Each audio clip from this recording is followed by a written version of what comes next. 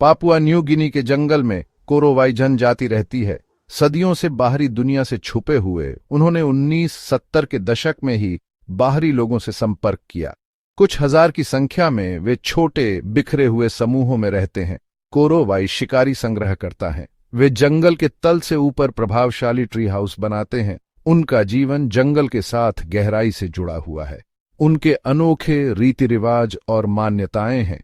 उनका संसार आत्माओं और जादू का है। उनकी कई मान्यताएं जादू टोने के इर्द गिर्द घूमती हैं। उनका मानना है कि बीमारी और मृत्यु अक्सर खाखुआ नामक बुरी आत्माओं के कारण होती है। जादू टोने में इसी विश्वास के कारण नरभक्षण के आरोप लगे। कोरोवाई के बीच नरभक्षण की अफवाहें फैलने लगीं। बाहरी दुनिया से उनके संपर्क के बाद कोरोवाई ने खुद एक प्रथा के बारे में बताया जिसे वे खाखुआ हत्या कहते थे। उनका मानना था कि चुड़ैलें या खाखुआ पुरुषों के शरीर में रहती हैं। ये खाखुआ अस्पष्टीकृत मौतों के लिए जिम्मेदार थे। इन मौतों का बदला लेने के लिए कोरोवाई ने एक प्रकार का कर्मकांडी नरभक्षण किया। उनका मानना था कि खाखुआ की शक्ति प्राप्त करने के लिए उनके दिल और जिगर का सेवन करना आवश्यक था। इस कृत्य को हत्या नहीं बल्कि न्याय का एक रूप माना जाता था। इन खातों ने दुनिया को चौंका दिया। नरभक्षण का विचार किसी डरावनी फिल्म जैसा लग रहा था।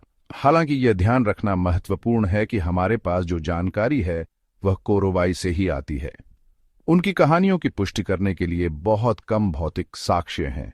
अपने शुरुआती संपर्क के बाद से कोरोवाई बाहरी दुनिया के संपर्क में आते रहे हैं। मिशनरी, मानव विज्ञानी और पर्यटक सभी कोरोवाई क्षेत्र में आ चुके हैं। इस संपर्क का उनकी संस्कृति और परंपराओं पर गहरा प्रभाव पड़ा है। कई कोरोवाई ने ईसाई धर्म अपना लिया है। इंडोनेशियाई सरकार ने भी उन्हें स्थायी गांवों में जाने के लिए प्रोत्साहित किया है। खानाबदोश जीवन शैली से अधिक व्यवस्थित जीवन शैली में इस बदलाव के कारण उनके व्यवहार में बदलाव आया है। बाहरी प्रभाव बढ़ने के साथ माना जाता है कि खाखुआ हत्या की प्रथा कम हो गई है।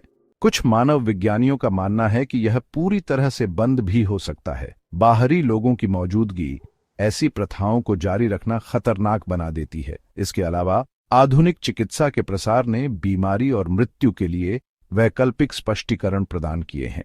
आज यह सवाल कि कोरोवाई अभी भी नरभक्षण करते हैं या नहीं बहस का विषय बना हुआ है। जबकि कुछ मानव विज्ञानियों का मानना है कि यह प्रथा छोड़ दी गई है, अन्य इतने निश्चित नहीं हैं। उनका तर्क है कि यह निश्चित रूप से जानना मुश्किल है कि वर्षावन की गहराई में क्या होता है। यह स्पष्ट है कि कोरोवाई परिवर्तनकालीन लोग हैं। बाहरी दुनिया के साथ उनके संपर्क ने उनके जीवन जीने के तरीके में महत्वपूर्ण बदलाव लाए हैं।